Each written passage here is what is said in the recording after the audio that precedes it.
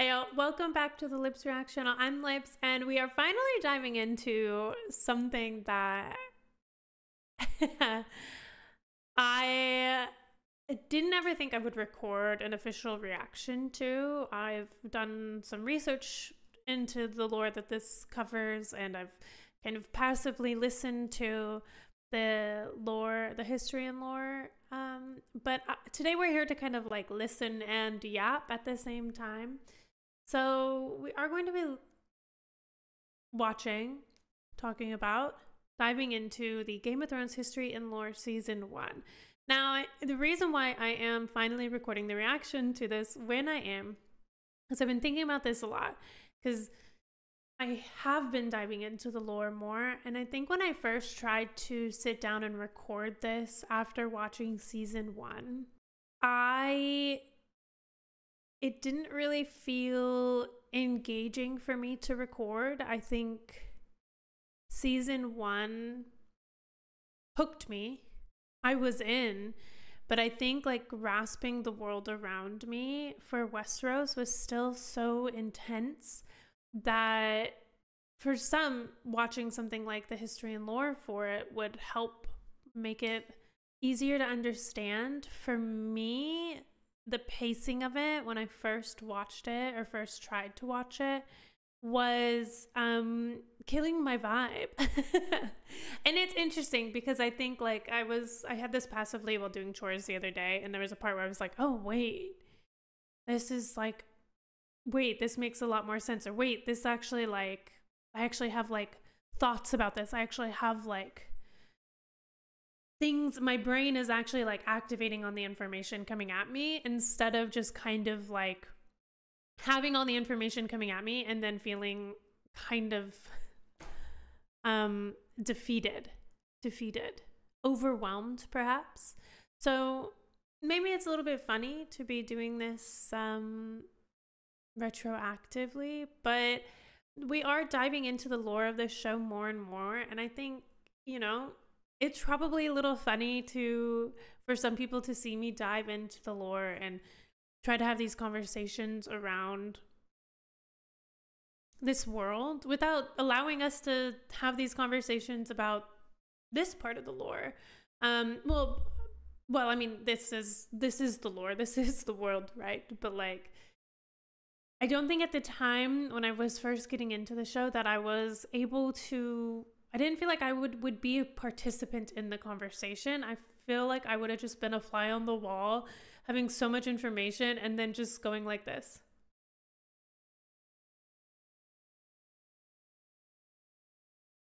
Would have killed me, I think. Would have killed my little brain, okay? I get overwhelmed pretty easily. So for me, I think I'm really excited to dive into it now, because now I feel like I can be a part of the conversation. Now I feel like my thoughts will be going, I'll be activating, I'll kind of be seeing the world at a different vantage point. Because I'm reading the books, and we're doing the Game of Lore videos, and which, if you don't, I don't know when if I'll do like an official announcement about it. I think I'm going to have like the first one recorded and then kind of use that to officially announce the idea of it. But well, for all intents and purposes, there's a new playlist on the channel called The Game of Lore, and what will be going into that playlist will be videos like this, videos where I host conversations with other Game of Thrones fans, videos where I watch and react to theory videos, lore videos, cutscene videos, and open to kind of seeing what you guys want me to react to, of course. So definitely leave those down below in the comments. But yeah, that's just a little bit of a background. If you're wondering, this is a little bit funny that you're reacting to it then. It is a little funny, isn't it? For me, this kind of feels like the same reason why I originally kind of bought the books. It's kind of this funny jump in investment. This show is watching a show is an easy way to become invested in this world for me. And so once I was invested, I was like, I want to dive in. I think there's been many times in my life where I was like, you know what, I just want to, I want my hyper focus, and please just let me have Game of Thrones and Batman as my hyper focus of diving into those worlds, because they're both really, really phenomenal, and I've been having a great time with them. So without further ado, Game of Thrones, History and Lore, Season 1. Let's chat. In the dawn age of Westeros, before the coming of man and the raising of castles and cities, there were only the children of the forest. Little is known of them now, but it is said they were small in stature, dark and beautiful, and no taller than children when grown to manhood. They lived in the depths of the forests in hidden villages, crannogs and caves. They hunted with weirwood bows and armed themselves with blades of obsidian. Their wise men were called green seers and were possessed of powerful magic. They worshipped nameless, faceless gods of the forest, stream and stone. According to legend, it was they who carved faces in the great white trunks of the majestic weirwoods. Their deep-cut eyes were red with sap and ever watchful. 12,000 years ago, the first men came from the eastern continent, crossing a land bridge called the Arm of Dawn. Riding their great horses and wielding weapons of bronze, they cut down the children's forests and weirwoods. A terrible war raged between the children and the first men that lasted for centuries. At long last, the two races sought an end to the years of horror and bloodshed. They met on a small isle in the centre of a great lake called the God's Eye. It was there they forged the pact. The first men would be granted dominion over the coastlands, the mountains, the high plains and the bogs, but the deep forest would forever belong to the children, and no weirwood tree would ever again fall to man's axe. To seal the pact before the gods, the children carved a face in every weirwood tree on the island, which came to be known as the Isle of Faces. Oh. But the pact could not withstand the coming of the Andals, a race of tall, fair-haired warriors.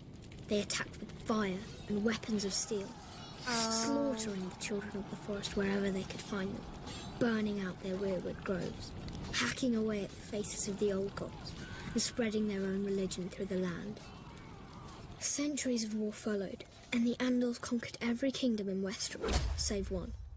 The North, kings of winter, were able to withstand the Andal invasion, and descendants of the first men dwell there to this day, and continue to worship the old gods.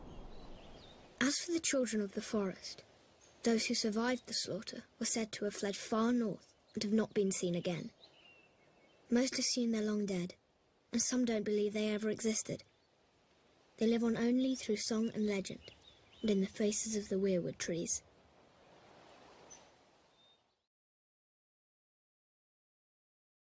Okay. Key players. Oddly enough, the weirwoods. I love it's something that's so fascinating about George R.R. Martin is this depth of world creation where the weirwoods are like, it could just be a tree. Right?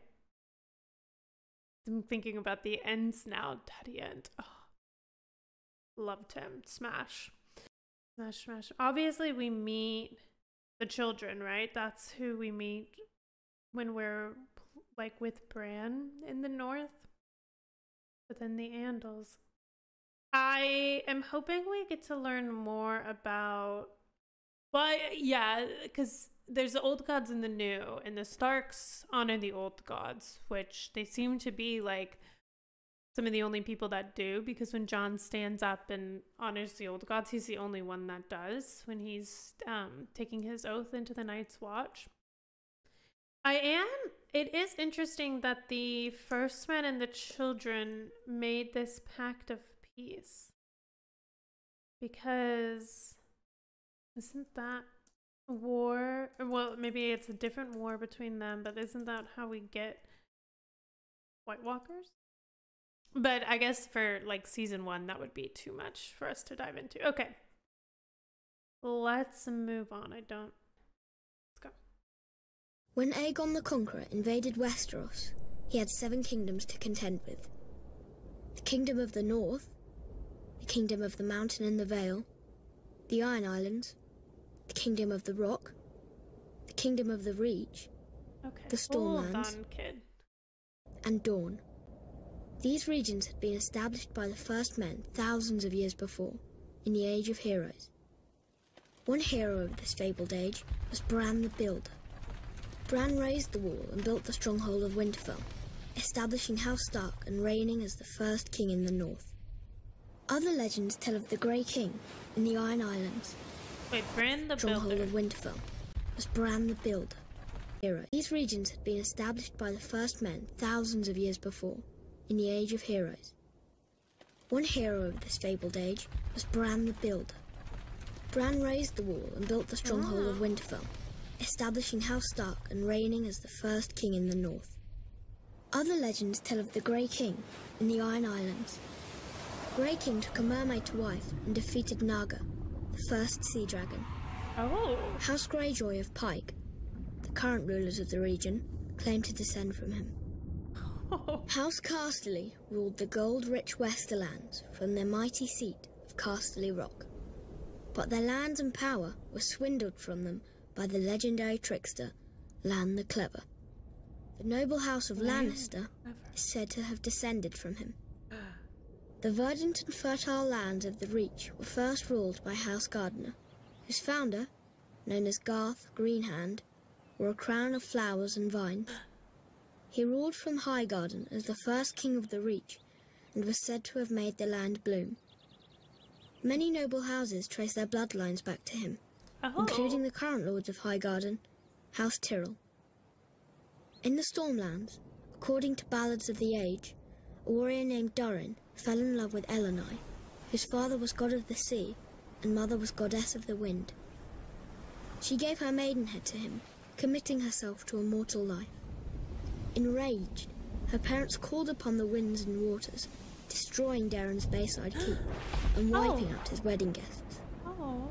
Darren declared war on the gods and rebuilt his keep, which was also destroyed. 4 more castles he raised, each stronger than the last. All fell to the power of the gods. But Darren's 7th castle, Storm's End, withstood the gods' rage. Darren became known as Darren Godsgrief, and reigned as the first Storm King. There are countless other tales from the Age of Heroes, too many to count. These histories weren't recorded in a book, but passed down from generation to generation through story and song. And while some of them may be dismissed as fairy tales, every one of the 7 kingdoms is defined by them. Valyria and the Dragons. East of Westeros lies the Smoking Sea, where no ship dares sail. There are those who swear it to be demon-haunted, and who's to say they're wrong? For it was there, thousands of years ago, that a cataclysmic event occurred, destroying one of the great civilizations in history. The precise details of their origins are lost to us, but it is said the Valyrians were once a modest community of shepherds, tending their flocks on a small peninsula of the great eastern continent. One fateful day, in a volcanic area known as the 14 Fires, they made a shattering discovery. Dragons. They were monstrous, scaled creatures with massive wings, sharp claws, and fiery breath. They were also said to have a deep-rooted connection to magic. In time, the Valyrians were able to tame the beasts. Harnessing their immense power, they established a city of wonder, unlike any before or since. They became skilled at sorcery and metallurgy, creating uncommon weapons of spell-forged steel. Wielding these weapons astride their dragons, the Valyrians conquered the surrounding lands and slowly expanded west. At the time, the Giscari Empire dominated much of the great eastern continent and tried to stop Valyria's expansion. The Giscari legions attacked the Valyrians 5 times, but could never defeat them. Finally, the Valyrians marched on their capital, Old Gis, and obliterated it, turning its streets and buildings to ash with dragon flame, and wiping the Giscari people and their culture off the face of the earth. The freehold of Valyria, as it came to be known, became the most advanced civilization in the known world, with its own language, gods, and culture. The Valyrians' reach extended far and wide, covering most of the continent. Great cities were built and roadways paved, all of which led back to Valyria. The freehold would prosper for nearly 5,000 years. Oh, wow. But it was not to last. An event that became known only as the Doom laid waste to the Valyrians, their capital city, and its surrounding lands.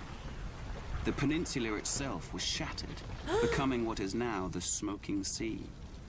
Whoa. Every dragon was thought to be lost, as were the Valyrian spells, knowledge, and recorded history. Thus, the mighty empire collapsed. What caused this cataclysm? No one knows for certain. Some say it was a volcanic eruption. Others say the Valyrians' own sorcery got the better of them. In any event, the Doom's devastation of the Valyrian people was total, with the exception of a small rocky island in the narrow sea, Dragonstone. For it was there that the Targaryens, the last of old Valyria, dwelled. They would lie in wait for another 100 years before unleashing the fury of the dragon on another continent, Westeros. Okay, wow. So that's really fascinating because I've also seen House of the Dragon already, and the I feel like the aspect, like the Valyrian roots of the Targaryens, are very prominent in that aspect of the Valyrians and the control of the dragons and the integration of the dragons into the world, which is an aspect of Game of Thrones show, but like a much broader aspect, whereas in House of the Dragon, that's pretty much the center pillar is the Targaryens, obviously. But so that's really interesting. That's why Valyrian is so uncommon. That's why, like, the record keeping of the Targaryens is so important. Okay, fascinating. What do we have now? On another continent, Westeros. The history of the Night's Watch. Night gathers, and now my watch begins. It shall not end until my death. I shall take no wife, hold no lands, father no children. I shall wear no crowns and win no glory. I shall live and die at my post. I am the sword in the darkness. I am the watcher on the walls. I am the shield that guards the realms of men. I pledge my life and honor to the Night's Watch, for this night and all the nights to come. Legend tells of a winter that lasted a generation, and of a vast and terrible darkness that fell across the land. It came to be known as the Long Night. In the midst of this darkness, the White Walkers emerged from the far north. With their armies of the dead, they waged war against the living, laying waste to villages and holdfasts, leaving terror and destruction in their wake. After years of brutal conflict and unbearable loss, an alliance of the First Men and the Children of the Forest managed to drive the Walkers and their minions back into the frigid northern wastelands from whence they came. To prevent another invasion, the First Men erected the Wall, a massive fortification 700 feet in height, stretching from the Frostfang Mountains in the west to the Bay of Seals in the east. It was a structure unlike any ever built. Indeed, some maintain it could only have been completed with the aid of giants, or using the powerful magic of the ancient children of the forest. Men were required to guard and maintain it, and thus the Night's Watch was born. A sworn brotherhood, tasked with defending the realms of men against the dark forces that lay beyond. Upon taking his vows, a brother of the Night's Watch serves for life. It is a life of hardship and great sacrifice, so the oath must not be taken lightly. The punishment for desertion is death. The Night's Watch is divided into 3 vital branches: the Rangers, the Builders, and the Stewards. While all Black Brothers are expected to take up steel should the need arise, the Rangers are the true warriors of the Watch. Centuries come and gone, and although the White Walkers have yet to return, another threat has emerged. Barbarian tribes known as wildlings. The Rangers are charged with defending the realm against these lawless savages. The Builders are carpenters, masons, miners, and woodsmen, tasked with maintaining the wall, as well as its various keeps, towers, and structures, which have fallen into disrepair over the years. The Stewards serve as cooks, butchers, and hunters. They tend to the horses and messenger ravens, sew clothing, gather firewood, and bring supplies up from the south. The Night's Watch is a diverse group. Proud volunteers from noble houses stand side by side with petty thieves conscripted from dungeons. Class distinctions are left behind, as are past misdeeds. A man gets what he earns on the wall. And even the lowliest gutter snipe can rise up in rank if he proves himself worthy. For thousands of years, the brothers of the Night's Watch have stood their lonely vigil. As the seasons changed, as brutal wars raged in the south, as dynasties rose and fell, the Night's Watch endured. We are the swords in the darkness. We are the watchers on the wall. We are the shields that guard the realms of men.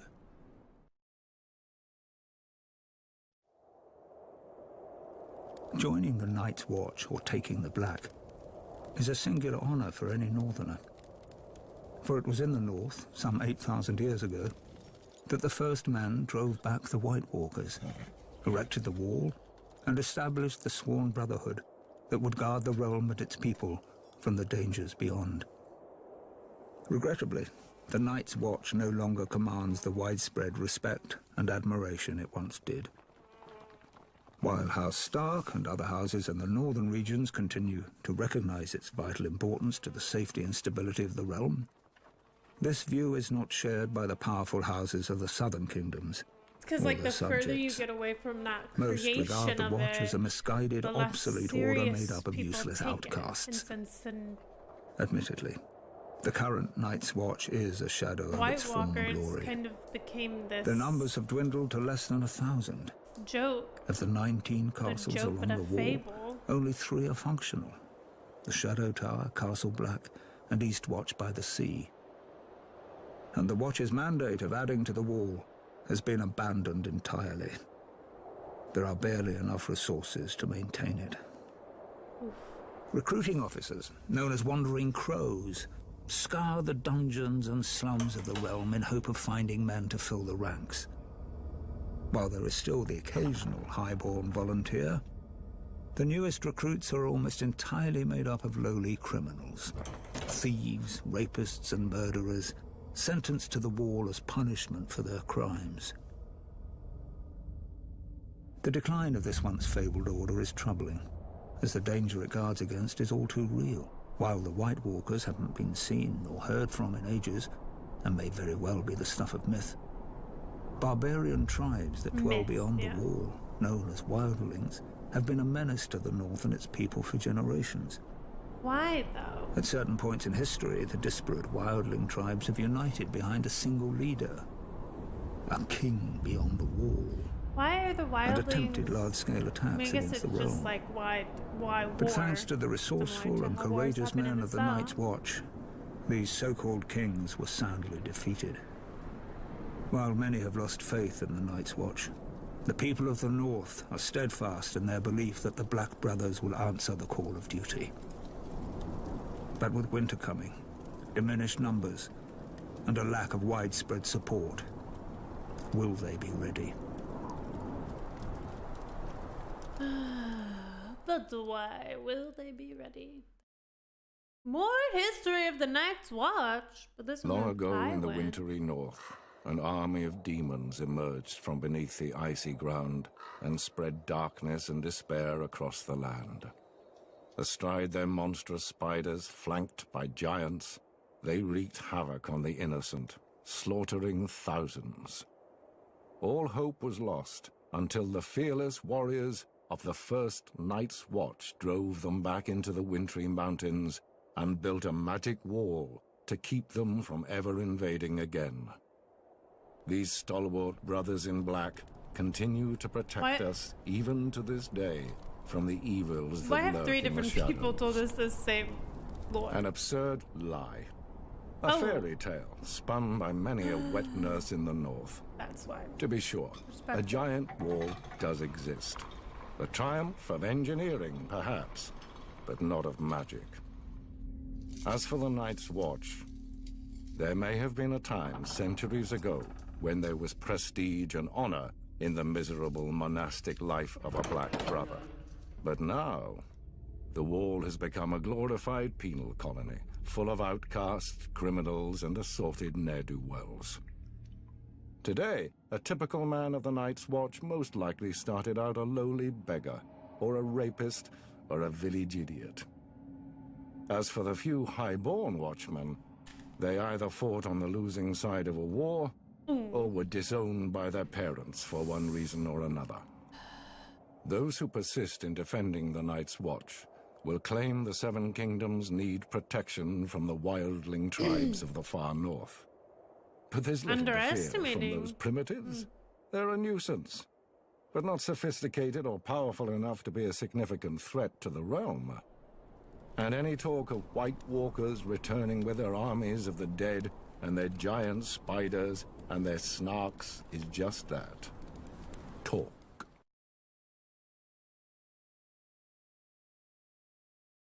Old gods In the new. Seven Kingdoms of Westeros, the dominant religion is the faith of the Seven, first brought to its shores by the Andals some 6,000 years ago. But there are some who still keep to the old way, worshipping the faceless gods of the children of the forest. And the Okay. So the face of the seven brought by the Andals.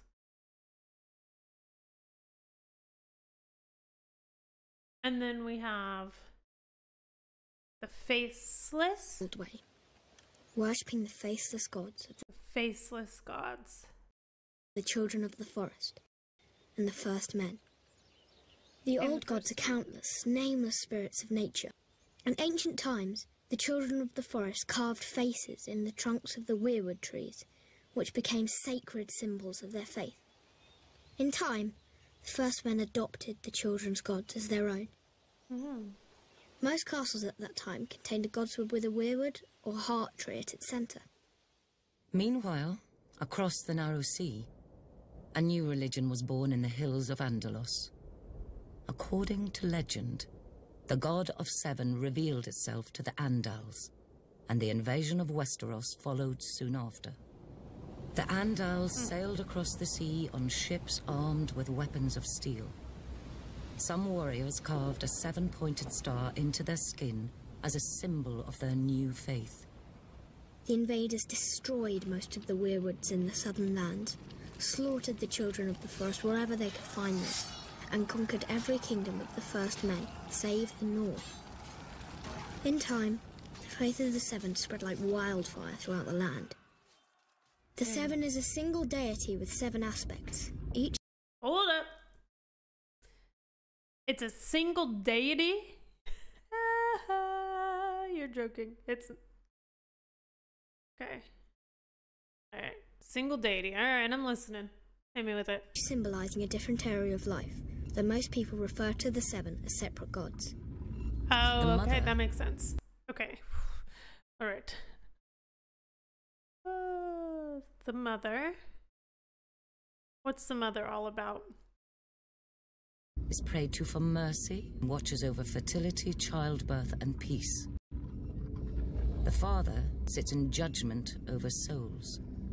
Oh! Okay. Judgment over souls. The warrior is... Oh, that's it. That's all the father does. The father's just judging. Mom's like, hey, mercy. Mom's like, let me give you mercy. And also, like, you want children? You want children? Okay, let's get you. And peace, and peace. Mercy, children, and peace. And the father's like, and I judge. And I judge. And who's this bitch? Sorry, and then who do we have? Father sits in judgment over souls. The warrior. The warrior. Okay, well, yeah. Because mom and dad aren't going to fight their own battles, are they? Is prayed to for protection, valor. So people don't pray to the father. They pray to the mother, and they pray to the warrior. Valor and skill in battle. The crone. The crone. Jeez. Is the symbol of wisdom and foresight. The smith. Okay. Okay, so you don't pray to the crone either. The smith. Watches over creation and craftsmanship. The maiden symbolizes purity, love, and beauty. Finally. This guy's haunting. There is the stranger. Oh, a stranger. Okay. Rarely prayed to. Oh. Why? Who represents death. Oh, well. I feel like people would pray to the stranger more often than anything else. The faith is highly organized and deeply influential in Westerosi politics and culture as the official religion of the monarchy. Worshippers gather in temples of the faith called septs.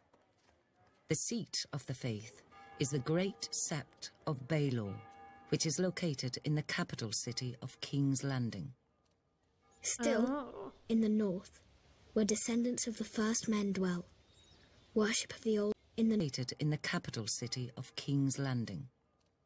Still, in the north, where descendants of the first men dwell, worship of the old gods continues to this day, and the sacred faces of the weirwood trees keep close watch over the faithful.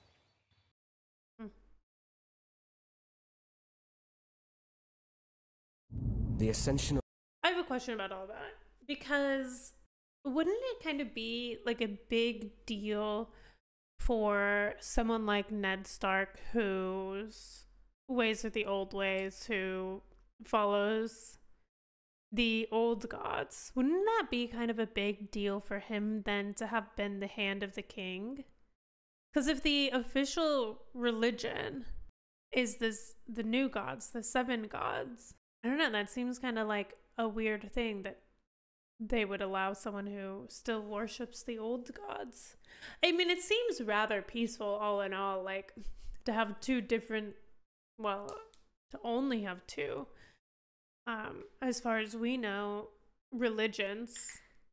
It's also interesting because Lady Catelyn Stark, she worships the new gods, but married into the Starks, who worship the old gods, but then the children were raised, it seems at least, because Jon was raised to worship the old gods. The ascension of Aegon Targaryen was confirmed, and the fate of the 7 kingdoms sealed on the field of fire. Kings Loren Lannister of the Rock and Mern...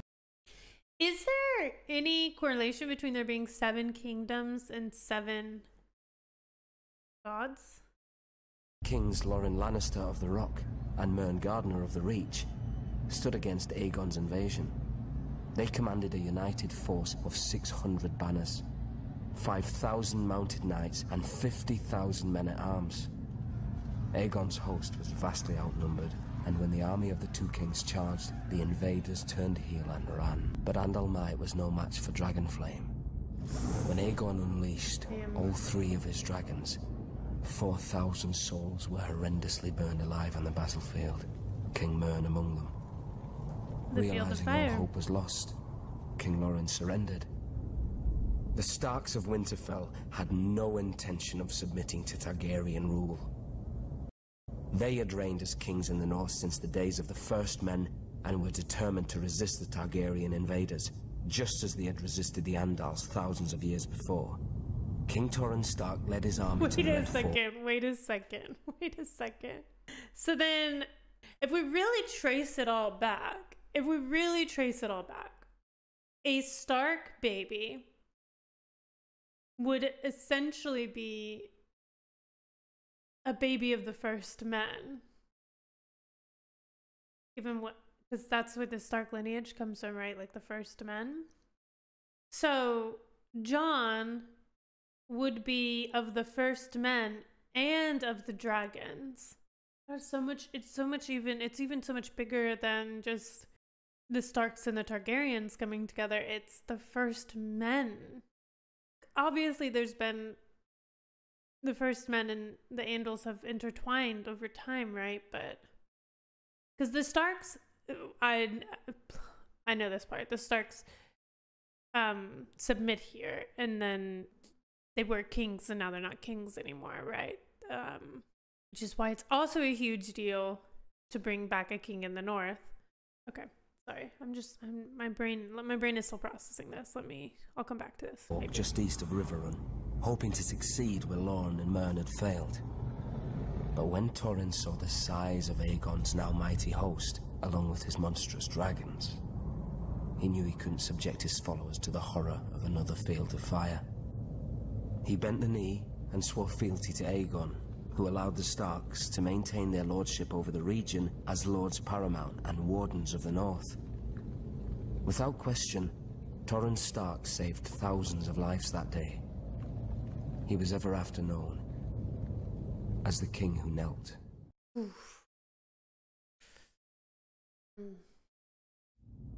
The days of the Andals were numbered. One by one, their so-called kings were bending the knee or facing the wrath of Aegon Targaryen. Aegon of Old Valyria. Aegon who was blood of the dragon. After defeating the Iron Men at Harrenhal and slaying the last of the Storm Kings, Aegon and his sisters, Rhaenys and Visenya, not Andals, set their sights on other prizes. The gold mines of the Rock and the fertile lands of the Reach. King Loren Lannister of the Rock and King Mern Gardener of the Reach foolishly thought their combined armies could beat back the Targaryen host. They rode forth together, their proud banners flapping in the wind, and faced off against Aegon in a vast golden field of wheat. The two kings commanded a massive force of nearly 60,000, and it appeared the day was theirs, until Aegon unleashed all 3 of his dragons for the first and only time.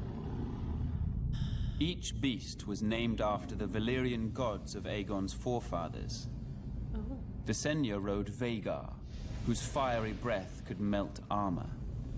Rhaenys rode Meraxes, whose jaws were big enough to swallow a horse whole. Greatest of all was Balerion the Black Dread, with fire dark as night and wings so huge whole towns were covered in shadow when he flew overhead. This magnificent creature was ridden by Aegon himself. 4,000 men were bathed in glorious dragon flame that day, on what came to be known as the Field of Fire. King Mern was among the dead, and House Gardener died with him. Viserys telling the story is his stewards, the Tyrells, surrendered his ancestral stronghold of Highgarden to Aegon, and were appointed Lords Paramount of the Reach and Wardens of the South. When Loren Lannister witnessed Mern's fate, he wisely bent the knee. Aegon spared Lauren's life, and the Lannisters were made Lords Paramount of the Westerlands and Wardens of the West.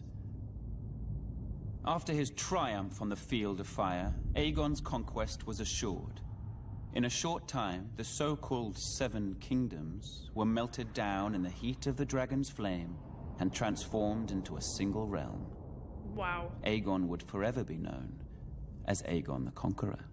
The way they just said that, to say the Seven Kingdoms were melted down into one. In the far southwest of Westeros, at the mouth of the river Honeywine, lies the great stone city of Old Town. It is home to the Citadel, where men and boys from throughout the kingdoms come to receive their training as maesters.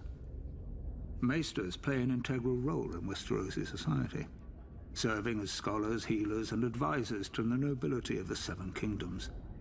This venerable order of learned men dedicate their lives to serving the realm, and are sworn to occupy a neutral position when it comes to power and politics. Upon completing his training at the Citadel and taking his vows, a maester renounces his family name and takes a vow of celibacy.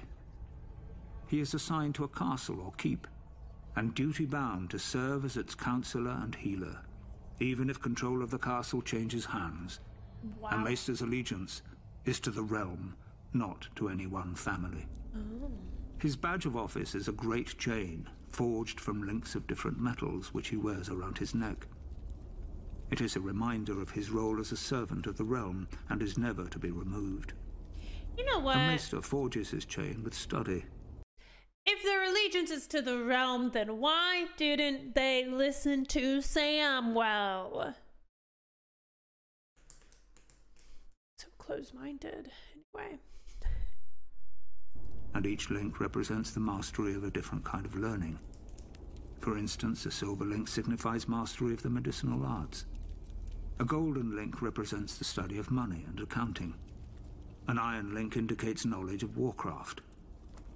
Ravenry is an especially important skill for a maester, as it is he who breeds, trains, and maintains carrier ravens for the delivering of messages throughout the land. There are some maesters who have earned a link forged of Valyrian steel. This signifies knowledge of the higher mysteries, commonly known as magic. Only one maester in 100 possesses such a link, as this field of study is frowned upon by many in the Order. Oh. It is possible magic may have existed for a time long ago, but most consider the higher mysteries to be long gone from this world. Service as a maester is a noble calling, one of vital importance to a prosperous realm. Valyrians. It is little wonder there are some who refer to the Order as the Knights of the Mind. That's cute. As word of King Aerys' erratic and troubling behavior spread throughout the Seven Kingdoms, Lord Rickard Stark continued to serve his king faithfully as Warden of the North. The proud father of 4 children, his daughter Lyanna, was engaged to Robert Baratheon, the young Lord of Storm's End. Centuries of peace between the North and the Iron Throne ended the day Rhaegar Targaryen, Prince of Dragonstone, abducted Lyanna. Enraged, Brandon Stark rode to King's Landing, demanding the release of his sister and the death of Rhaegar. Aerys arrested him for treason, and called his father to come to the capital to ransom him. When Lord Rickard complied, Aerys, now utterly mad, arrested him for treason as well. Lord Rickard demanded a trial by combat. Oh. So things are getting sticky here, aren't they? You know what? Rhaegar and Lyanna are like Romeo and Juliet, except for that their love started war. Instead of poisoning each other and dying together, they ran away with a lie and started wars for centuries. All because they loved each other. It's a romantic story. It's a romance. Romantic fantasy. Aerys declared fire the champion of House Targaryen and had Lord Rickard suspended from the rafters of the throne room while pyromancers lit a blaze beneath him. As he burned, Brandon was brought into the throne room. A leather cord attached to a strangulation device was wrapped around his neck. Aerys told Brandon his father was a dead man, but there was a chance to save him. A longsword was placed on the floor just out of Brandon's reach, and the more he struggled to reach it, the more the cord tightened around his throat. Oh my gosh. Brandon Stark strangled himself trying to free his father, who was roasted alive in his own armor. The entire court stood and watched this atrocity take place. Sir Jaime Lannister and the Kingsguard among them.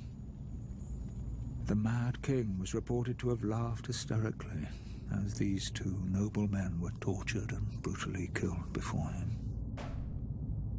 Seeking to rid the world of all his supposed enemies, Aerys called for the head of Rickard's younger son, Eddard Stark, and Lyanna's betrothed, Robert Baratheon.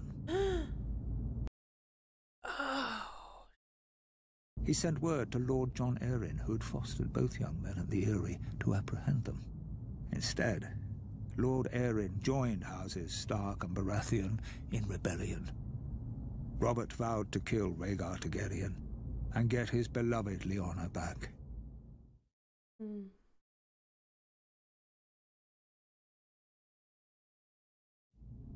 Aerys Targaryen was the last of his name to sit on the Iron Throne.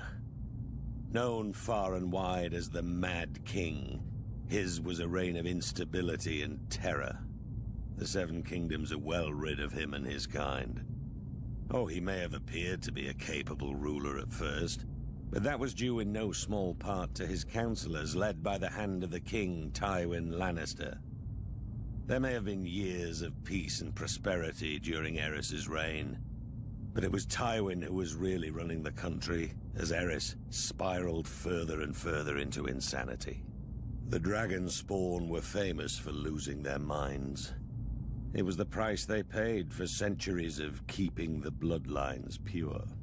And Aerys more than happily continued the noble sister-fucking tradition of his forefathers. As the years passed, Aerys's behavior became increasingly erratic. He cut himself so often on his Iron Throne, many referred to him as King Scab, though never to his face. It was rumored he had developed an obsession with wildfire, and was known to inflict horrific punishments on those he considered enemies, including burning them alive. As his paranoia and bloodlust grew, he had a bitter falling out with Lord Tywin, who had served the crown faithfully for 20 years. At least Tywin was able to leave the job with his life and fortunes intact. Subsequent hands of King Aerys weren't so fortunate. Then the Targaryens went too far. The Crown Prince Rhaegar abducted Lyanna Stark, daughter of Rickard Stark, the Lord of Winterfell. She was my betrothed. She was my beloved. Beautiful and spirited woman, and I loved her more than life itself. Rhaegar went south with Lyanna, hiding her away in Dorne. What harm he inflicted on the poor girl, the gods only know. Brandon Stark, Lyanna's eldest brother, was outraged. He rode to King's Landing to confront the king and demand his sister's safe return. Instead, Aerys had him executed, his father, Rickard Stark, as well. There wasn't much left to discuss after that. Aerys feared their loved ones would seek revenge for what he did. He was right to be afraid. Aerys wasted no time in calling for the heads of Brandon's younger brother, my friend Eddard Stark. And my head too, of course. I'm sorry he didn't come looking for it himself. Alongside John Arryn of the Vale, the man who fostered Ned and I as children, Baratheons, Starks, and Tullys all called their banners. Once our rebellion began, the Mad King's days were numbered. At one point does Ned go to Dorne? As Aerys Targaryen's behavior grew more and more erratic, the task of ruling the Seven Kingdoms fell to me, Tywin Lannister. I had served Aerys for nearly 20 years, and as a result, the realm had prospered. The royal coffers were full, the land was at peace. But Aerys grew increasingly hostile, jealous of the success many credited to me. My power and influence unnerved him. The captain of my personal guard, Sir Elin Payne, was once overheard making offhand comments regarding who was the true ruler of Westeros. When the king was given this information, he had Elin Payne's tongue ripped out with hot pincers. It was my desire to unite the houses of Lannister and Targaryen through marriage. My daughter Cersei would marry Aerys' eldest son, Prince Rhaegar. Such a union made perfect sense for all parties.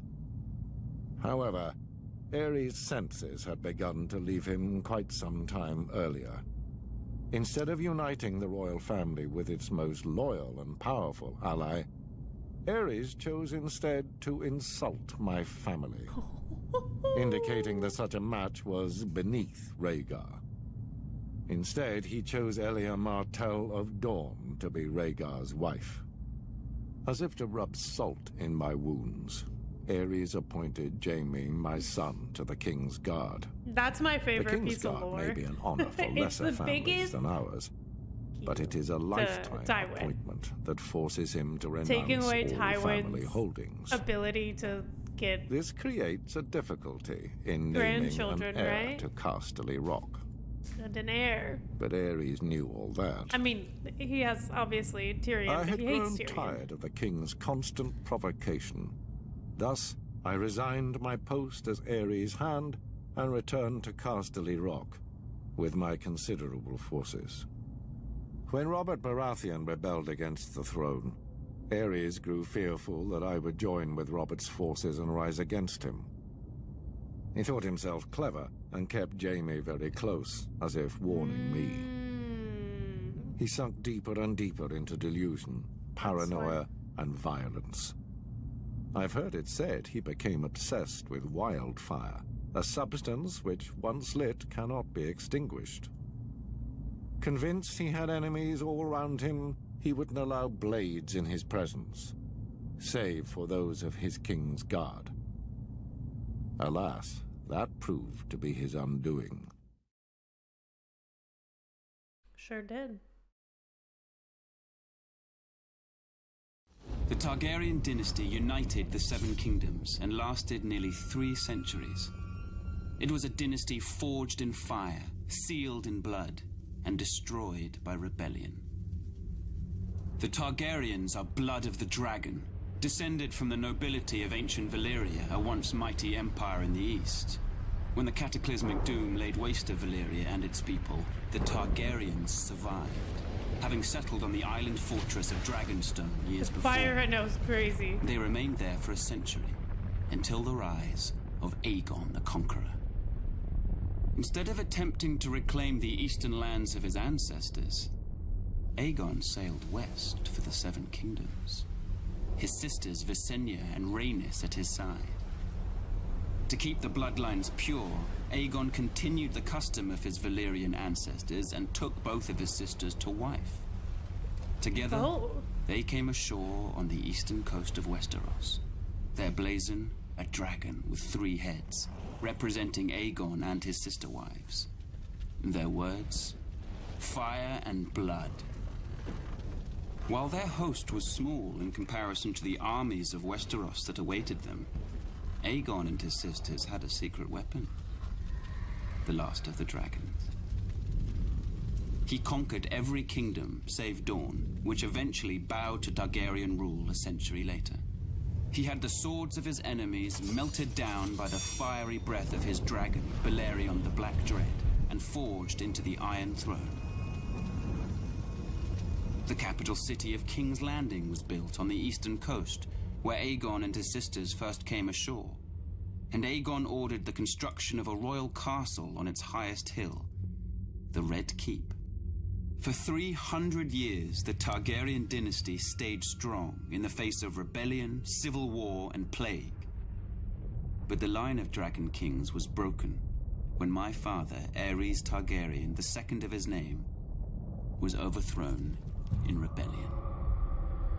My father was betrayed and slaughtered by Ser Jaime Lannister, a member of his own Kingsguard. His son and heir, my brother Rhaegar, perished on the field of battle at the hands of Robert Baratheon, who claimed the Iron Throne for himself. And so today, the only surviving members of the storied Targaryen dynasty are myself, Prince Viserys, rightful King of the Andals and ruler of the Seven Kingdoms, and my sister, Daenerys. We were spirited away to the free cities of the East by loyalists. Here we have lived in exile ever since, dreaming of a day when we will cross the narrow sea and take back my father's throne. It's cool. Ooh, Robert's rebellion. Yeah. To us, Robert. Rebellion. The crimes of House Targaryen were too heinous to go unanswered. The noble houses of Baratheon, Stark, and Arryn united to oppose and overthrow the line of the cursed Dragon Kings. While Ned Stark and Arryn secured an alliance with the Tullys of Riverrun, I called the banners of Storm's End and rode out in force against the Mad King and his minions. Gods, those were some battles. Our first victory occurred at Summerhall, where I faced off against an army of dragon loyalists and won 3 battles in a single day. 3 in one day. 7 hells, that was a glorious day. We tried to take Ashford Castle in the Reach, but the Tyrells beat us back. We had to regroup. My army was pursued north by Aerys's army and took refuge in the Stony Sept in the Riverlands. When the Targaryen army entered the town, the Sept bells tolled, a signal to the townspeople of the battle that was to come. As the Targaryens searched from house to house for me, the combined forces of Ned Stark and the Tullys swept into the city. Gods, what a day that was. Why didn't the Targaryens, when they noticed their dragons getting weaker, if they ruled the city, why didn't they take measures to strengthen the dragons? If you notice that the creature, the animal that separates you from others, that has allowed you to have smaller armies and win wars and conquer 7 kingdoms, why would you not do everything? Maybe they did, right? But like, they just locked them away and they got smaller and smaller. They have no one to blame but themselves. It's now known as the Battle of the Bells. We overwhelmed the Mad King's forces and sent them scampering back to King's Landing. Aerys' son, Rhaegar, who started the whole damn thing, finally emerged from hiding in the south and assembled his own army to face us. As for the Mad King, he must have been pissing himself. The battle that would decide the fate of the 7 kingdoms occurred at the crossing of the Green Fork of the Trident River.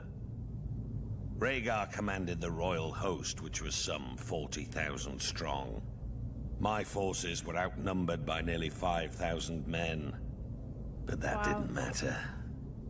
They were fresh, but we were battle-hardened and had justice on our side. As the battle raged around us, I faced off with Rhaegar, the stag and the dragon right there in the ford of the river. I fought with the fury of 10 men, raining blow after blow upon that vile prince before burying my warhammer in his chest. I hit him so hard, the rubies on his armor broke free, flinging them into the stream. They call it the Ruby Ford now. With that scum Rhaegar dead and the royal army shattered, our next move was to make for King's Landing. But I'd sustained a few wounds in the battle and was unable to ride. I sent Ned Stark to the capital to face the Mad King and make him pay for his crimes.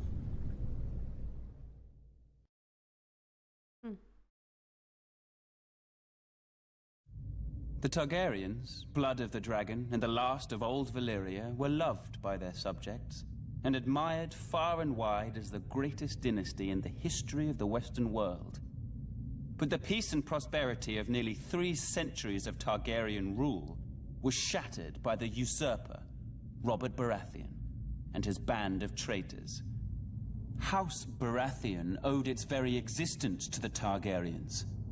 Was it not Aegon the Dragon himself who elevated the bastard Orys Baratheon in the War of Conquest? And what of the Starks, the Lannisters, the Aarons of the Vale? All had been spared and allowed to keep their lands when Aegon could easily have wiped them out. Centuries later, the usurper and his lackeys repaid Aegon's benevolence with treachery. There are some who dare to claim Robert and his allies had reason to rebel. They say the Crown Prince stole the usurper's lady love. They say my father, King Aerys, murdered Rickard Stark and his son without just cause. Whether these charges are true or not, it doesn't matter. The dragon answers to no one. Aerys' good name has been besmirched in the years since the rebellion. He's been called a dangerous madman, a monster, a tyrant that brought his tragic end upon himself. Lies! My father was a victim of weaklings in his council, lackwits who failed him in his hour of need and let the rebellion spin out of control. But it was not enough. The royal army was crushed at the Battle of the Trident. It was there the valiant Rhaegar met Robert in single combat, but the gods betrayed him, and he perished by the usurper's hand. As the Field of Fire had marked the end of the Andal centuries before, the Battle of the Trident seemed to herald the end of the Dragon Kings. When word reached the capital of my brother Rhaegar's death, my father Aerys moved to protect me, as I was the surviving heir to the throne. He sent me to the island fortress of Dragonstone, along with my mother, Queen Rhaela, who was great with child. But as my father, my king, Aerys Targaryen, prepared to defend his throne to the bitter end, little did he know of the horrors and betrayals that awaited him and our family.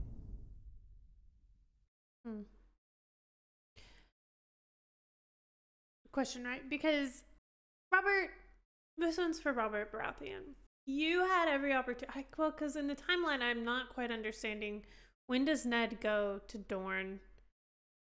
It would be after the war, because Catelyn said, I sent you off to war with Robert Baratheon and you came home with Jon. Those weren't her words exactly. She was crying and more upset than that, right?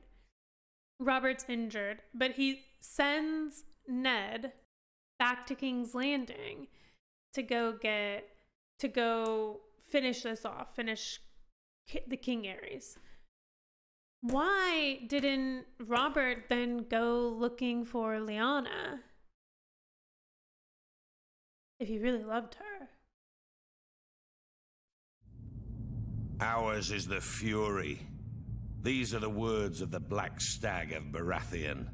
A battle cry echoed throughout the land in rebellion when I, Robert Baratheon, the first of his name, seized the Iron Throne from the Mad King Aerys Targaryen, ending a dynasty nearly 300 years old.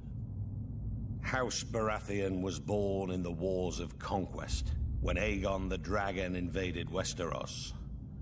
Aegon sent his commander, Orys Baratheon, to take Storm's End.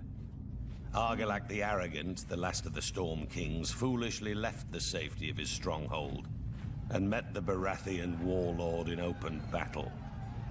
Argilac was soundly defeated, and Oris took his lands, his holdings, and his daughter.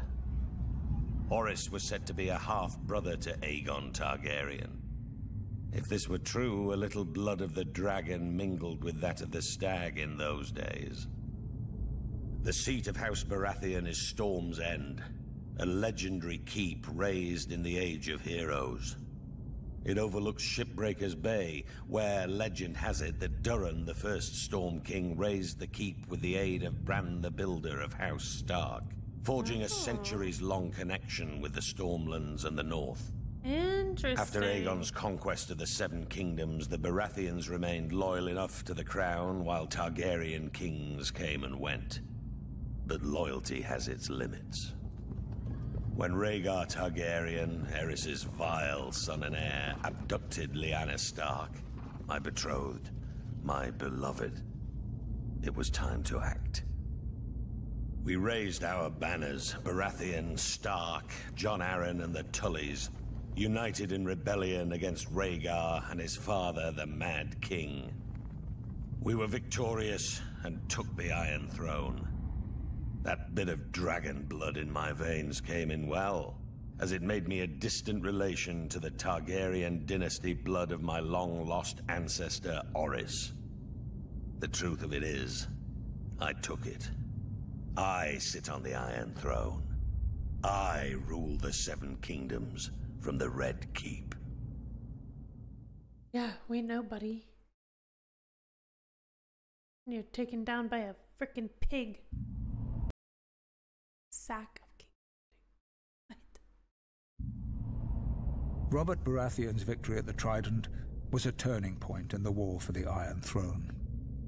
While it was clear the gods were smiling on the rebel forces, Aerys Targaryen still held the Red Keep at King's Landing. As Robert was wounded and unable to ride, it was up to Eddard Stark to make for the capital and force the Mad King to give up the throne. Lord Stark reached the city gates to find that Tywin Lannister, Lord of Casterly Rock, had already sacked the city in Robert's name. House Lannister had remained neutral up to this point, ignoring requests for help from both the Crown and the rebels. Wow. Now that Robert's eventual victory was assured, it seemed Lord Tywin had finally chosen a side. Yeah. Lord Eddard was horrified by what he saw when he entered the city. Homes looted and burned, women raped, scores of innocent citizens killed. Disgusted, he led his force up Visenya's hill to the Red Keep. Upon entering the throne room, he found King Aerys lying in a pool of blood, dead by the hand of his own sworn King's Guard, Jaime Lannister, who sat brazenly upon the throne. Demanding to know the whereabouts of Queen Rhaela, Lord Eddard was informed the Queen and her son Viserys had been spirited away to Dragonstone before the Lannisters arrived. But other members of the royal family were not as fortunate. Elia, Martell of Dorne, who was the wife of Prince Rhaegar, had been raped and murdered by Ser Grigor Clegane on Lord Tywin's orders. Ser Grigor and his man had also butchered Rhaegar's young children. When Robert was well enough to reach the capital, Lord Eddard demanded the Lannisters... And that was on the words of the Lannisters. That's right. Because that's why, okay, yeah. But I guess what I actually don't know right now is how it goes from Jaime Lannister to Robert. Is it because Jaime's already sworn an oath? ...answer for their heinous crimes. Robert refused and sent him south to relieve the Baratheon stronghold of Storm. Eddard demanded the Lannisters answer for their heinous crimes. Robert refused and sent him south to relieve the Baratheon stronghold of Storm's End, which was still under siege by forces loyal to the crown. Whatever words passed between the two old friends are known only to them. But Lord Eddard is said to have left King's Landing in anger. Later, when Robert was crowned, he appointed Jon Arryn as Hand of the King. Lord Arryn's first order of business was to broker a truce with the Martells of Dorne, who were outraged by the brutal murder of Princess Elia and her children. Following the death of Lyanna Stark, who had been betrothed to Robert, Houses Baratheon and Lannister were joined in marriage when the new king took Tywin Lannister's eldest daughter Cersei as his queen. As for Eddard Stark, he returned to his stronghold of Winterfell, forever haunted by his sister's death and the shameful way that Robert had secured his throne.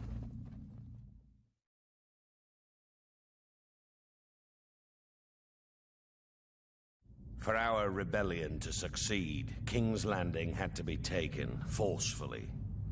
No one was foolish enough to believe that Aerys was going to hand his crown over peacefully. The Mad King's reign needed to end.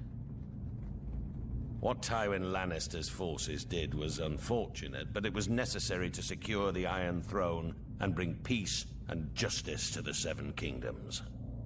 My glorious victory at the Trident left me wounded, but I sent my personal maester to attend to Sir Barristan Selmy instead. His wounds were more severe. Even though Sir Barristan was a member of Aerys's Kingsguard and fought on the opposing side, that man's bravery and loyalty was something to behold. But this meant my wounds would take longer to heal, and I couldn't ride to King's Landing myself. I sent the one man I trusted over anyone else in this world, Ned Stark, in my place. Had I been able to ride, perhaps I could have reached King's Landing sooner and prevented some of the violence that occurred when the Lannisters entered the city. Still, what Lord Tywin did was for the greater good. Even what happened to Princess Elia and her children. Disgusting. Babies or no, theirs was the same cursed blood that flowed within the Mad King's veins.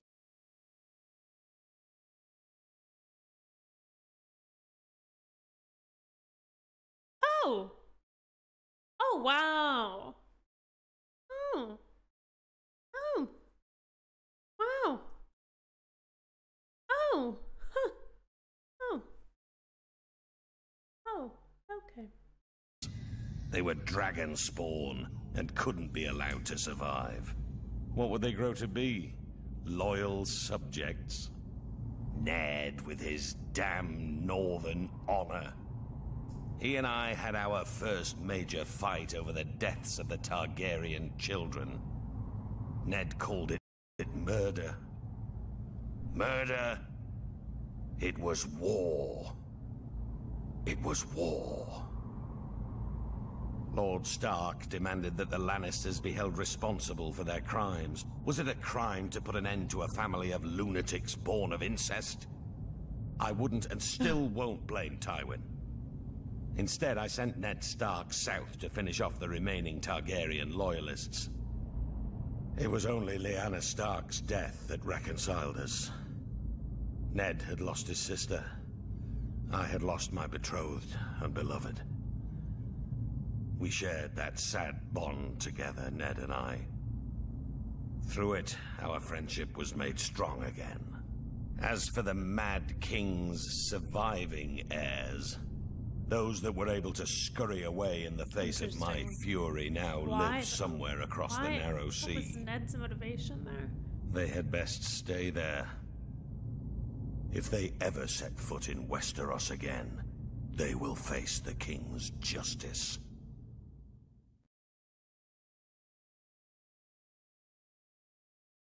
Rhaegar Targaryen lay dead on the banks of the Trident, his royal army shattered and in retreat. The days of the Dragon Kings were clearly numbered. Until that moment, it would have been foolish to commit Casterly Rock to either the Crown or the Rebellion.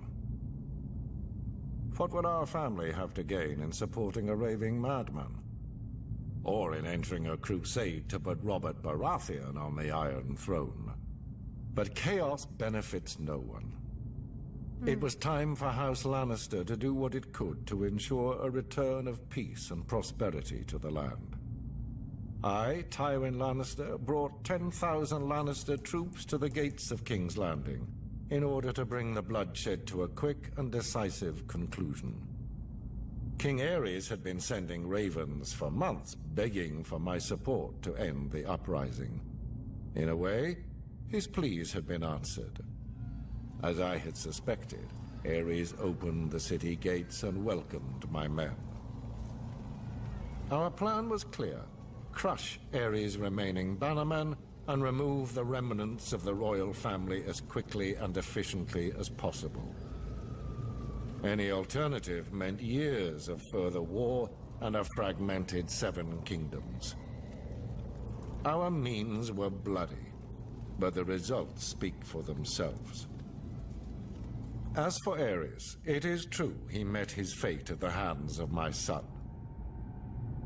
Ares had kept Jaime close during the rebellion, thinking himself clever in keeping my son as a hostage, should I decide to pledge support to the rebel cause. Oh, well, yeah. This proved to be his greatest mistake. For when the time came, Jaime did his duty as a Lannister and drove his sword into the Mad King's back. With that, Robert Baratheon's crown was secured. The new king recognized our role in his ascension to the throne, just as he recognized how useful the might and riches of Casterly Rock would be if he wanted to keep it. To that end, I offered my daughter Cersei as his queen. Had Ares not spurned this same offer years earlier, perhaps things would have worked out differently. With Robert and Cersei crowned as king and queen of the 7 kingdoms, it was a new day.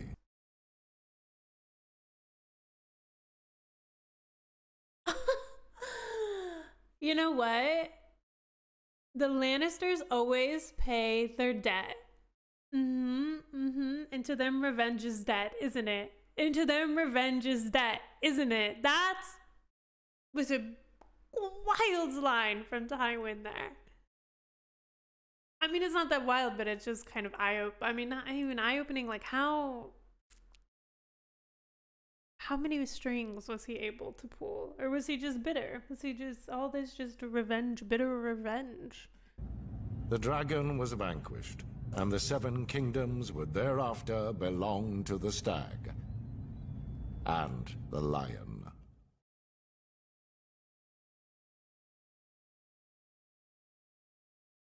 The Battle of the Trident may have been an important victory for the usurper, but it was the treachery and barbarism of Tywin Lannister that sealed the fate of the Targaryen dynasty. My father, King Aerys, had ever been a friend to the Lions of the Rock. And Aerys graciously brought Tywin to court, making him the youngest hand of the king in history. He gave him power. He gave him respect. He made it possible for Tywin to restore House Lannister to glory. Aerys and Tywin governed side by side for 20 prosperous years. Still, when the usurper called his banners in rebellion, Tywin Lannister ignored his king's pleas for help and stayed holed up in his stronghold of Casterly Rock. In time, my brother, Prince Rhaegar, was dead. The realm was in turmoil, and the usurper's forces were said to be riding for King's Landing. What a glorious sight it must have been when a force of 10,000 Lannister men showed up at the gate of the capital with Lord Tywin at their head, pledging support to his beleaguered king. Aerys opened the gates for his old friend. Instead, Lannister and his men proceeded to plunder and destroy the city that he had called home for decades. No answer is an answer, Aerys. As the capital was ravaged and its people terrorized, Jaime Lannister, son of Lord Tywin, proved every bit as treacherous. He killed my father, the king, at the foot of the Iron Throne. The Lannisters entered the Red Keep, and Tywin ordered the deaths of the rest of the royal family. It is said Princess Rhaenys was found cowering under her father's bed and put to the sword. She was only a child. As for Rhaegar's widow, Elia, she was forced to watch as Lannister thugs dashed her baby son's head against a wall before being raped and murdered herself. As I was the heir to my father's throne, I had been spirited away to Dragonstone with my mother, Queen Rhaela, who was with child. Why wasn't anyone else as like a why raging wasn't summer Elia? storm battered the island fortress and destroyed the Targaryen fleet as it lay at anchor, my sister Daenerys was born. My mother, the Queen, died giving birth. That's now, what some happens to their mom. 17 Okay. years later, the rightful king still lives in exile. But a day of reckoning is coming. I will sail west as Aegon the Dragon did centuries before. I will take back my father's throne with blood and fire. And I will punish the treacherous dogs who sought to destroy my family. And the people shall rejoice.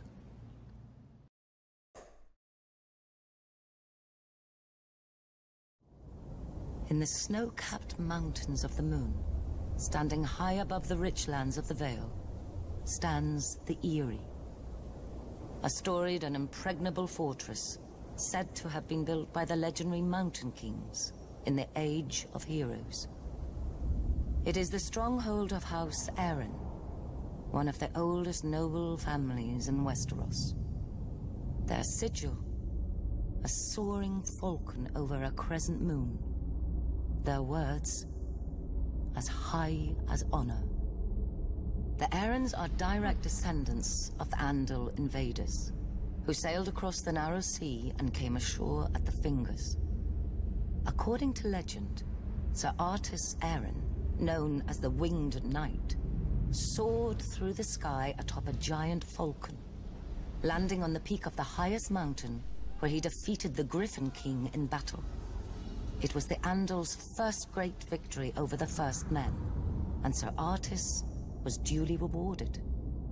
He was declared King of the Mountain and the Vale, and the region was renamed the Vale of Arryn. Thousands of years later, Aegon the Conqueror arrived in Westeros. House Arryn bent the knee to Aegon and his dragons, and were allowed to maintain the control of the region, as Lords Paramount of the Vale and Wardens of the East. Over the centuries, House Arryn remained loyal to the Targaryen dynasty, until Lord Jon Arryn joined with Houses Baratheon and Stark in rebellion against Mad King Aerys. That's cool. Upon That's winning the stained Iron glass. Throne, Robert named Lord Jon Hand of the King, a position he held until his mysterious death.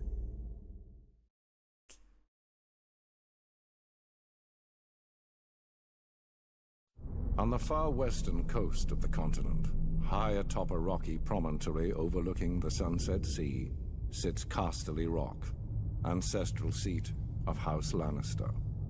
Below it lies Lannisport, one of the great cities of Westeros, a center for trade, culture, and the great Lannister fleet. There are a number of gold and silver mines in the Westerlands, making it the richest region in all of Westeros. One of the most productive mines lies beneath Casterly Rock itself, making House Lannister the wealthiest of all the noble houses.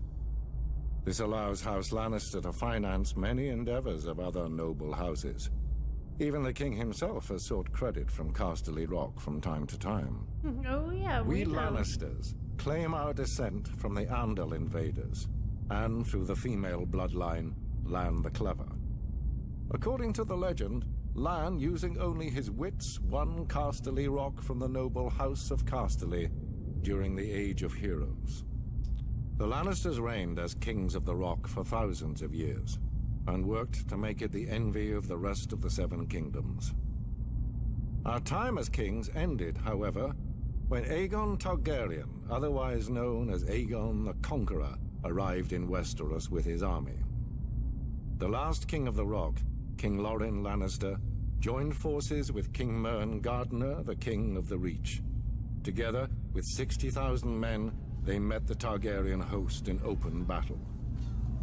History tells us that Aegon unleashed all 3 of his dragons, slaughtering 4,000 men at what came to be known as the Field of Fire. King Mern himself was burned alive that day, and House Gardener turned to ash with him. Seeing both the threat and opportunity the Targaryens represented, Loren wisely surrendered, and aided Aegon in his further conquest of Westeros. The Lannisters were thus appointed Lords Paramount of the Westerlands and Wardens of the West, titles we hold Look at that to little this lion day. in fire. Let us be clear, though. It is neither luck nor royal favor that makes our house prosperous. There have been times in our history where some have thought us weak, lazy, or opulent. My father, Titus Lannister, nearly bankrupted our house with his poor investments, and allowed himself to be mocked openly at court. When our vassal, the Rains of Castamere, dared to rise up against the Lannisters, they learned how dangerous it can be to taunt a lion. I, Tywin Lannister, led the assault on Castamere to put down this rebellion. I made an example of them, to anyone who doubts our might. They even made a quaint song about the fates of the Rains of Castamere. Sadly, there are no Rains left to hear it. Today, the Golden Lion of Lannister is rightly admired and feared throughout the Seven Kingdoms. Our words are, "Hear me roar." But there are other words that should be remembered when crossing a Lion of Casterly Rock. A Lannister always pays his debts. Yeah, we know. The Starks of Winterfell trace their descent to the first men in the Age of Heroes. The family's founder was Brandon the Builder, who, in the aftermath of the Long Night, helped establish the Night's Watch. Legend has it he enlisted the aid of giants and the powerful magic of the Children of the Forest to raise the mighty wall, giants. which protected the realm for generations. He went on to build the ancestral seat of Winterfell and reigned as the first king in the north. The Starks reigned as kings for thousands of years, even withstanding the invasion of the Andals. As the southern kingdoms fell and the Children of the Forest were driven away, the north stood strong, maintaining its religious customs and its way of life. Eventually, the reign of the Kings of Winter came to an end with the coming of Aegon the Conqueror. After Aegon and his dragons destroyed the combined armies of the Reach and the Rock at the Field of Fire, King Torrhen Stark bent the knee and swore fealty to the Targaryen dynasty in order to spare the destruction of Winterfell and his people. He was forever after known as the King Who Knelt. As a reward for his submission, Aegon named Torrhen Lord of Winterfell and Warden of the North. The Starks take great pride in their history and traditions. It is one of the few noble houses that still keeps the old gods. A sacred weirwood tree looms large in Winterfell's godswood. Its ancestral sword, Ice, was forged in ancient Valyria and has been passed down through the generations. House Stark remains steadfast in its support of the Night's Watch, even as the once illustrious order has fallen on hard times. Much like their sigil, the Grey Direwolf, House Stark is the stuff of legend in the north and throughout the Seven Kingdoms. And their family words, "Winter is coming," serve as a reminder of their beginnings in the wake of the Long Night and a grim portent of things to come. Okay, I've got to say, even for watching it after seeing all 8 seasons, yes, it's still worth it.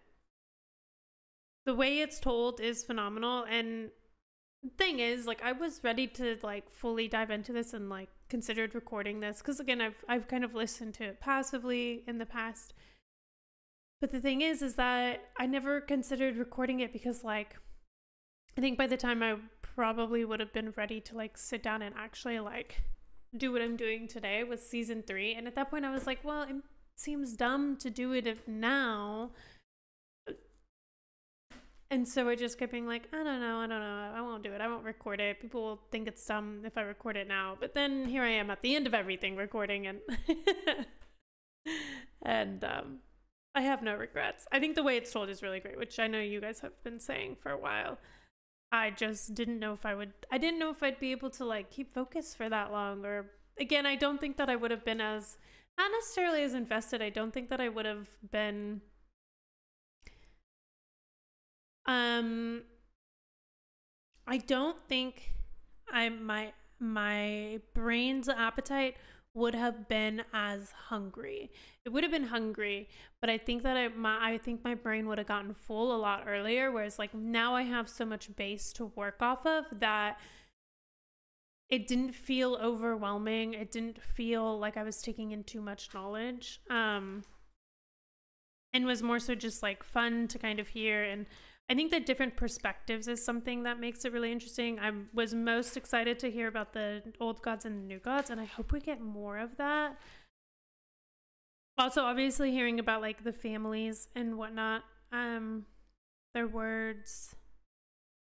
I have questions, but I'm also excited to continue this journey and continue diving more and more into lore as we go. So thank you for being here. And don't forget to like and subscribe. Yeah.